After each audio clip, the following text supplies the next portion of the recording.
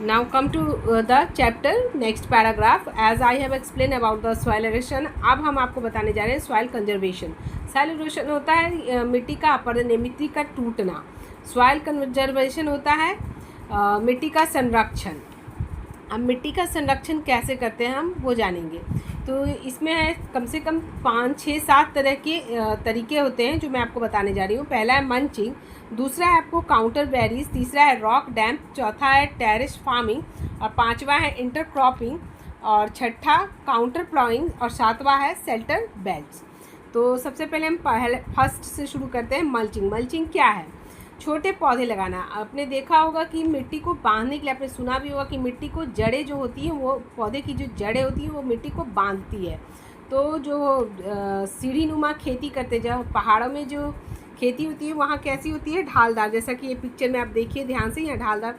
तो यहाँ क्या करते हैं, छोटे छोटे घास को लगाया जाता है ताकि मिट्टी की जो नमी है वो बनी रहे.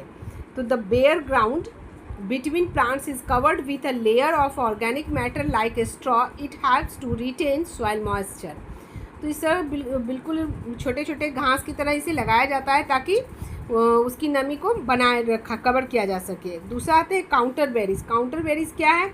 ये है डोलबंदी करना. ये होता है जैसे पत्थर, घास और मिट्टी के द्वारा इसको क्या किया जाता है, डोलबंदी तरीके से बांधा जाता है और पानी को जमा किया जाता है ताकि जो मिट्टी है वो बहे नहीं. तो डोलबंदी में stones, grass, soil are used to build barriers along counter. Trenches are made in front of the barriers to collect water. अभी आपको बताया मैंने. अब तीसरा आता है आपको rock dam. Rocks are filled by to slow down the flow of waste. This prevents gullies and further soil loss.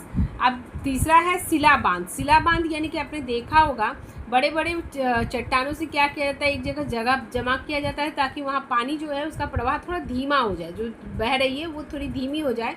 और ऐसा करने से क्या होता है, जो परतदर अपरदन यानी कि जो मिट्टी जो तह तह करके जो निकलती है उससे अधिक मृदा क्षति होने से नियंत्रित हो जाती है. मतलब मिट्टी जो है वो कंट्रोल में आ जाती है बहने से.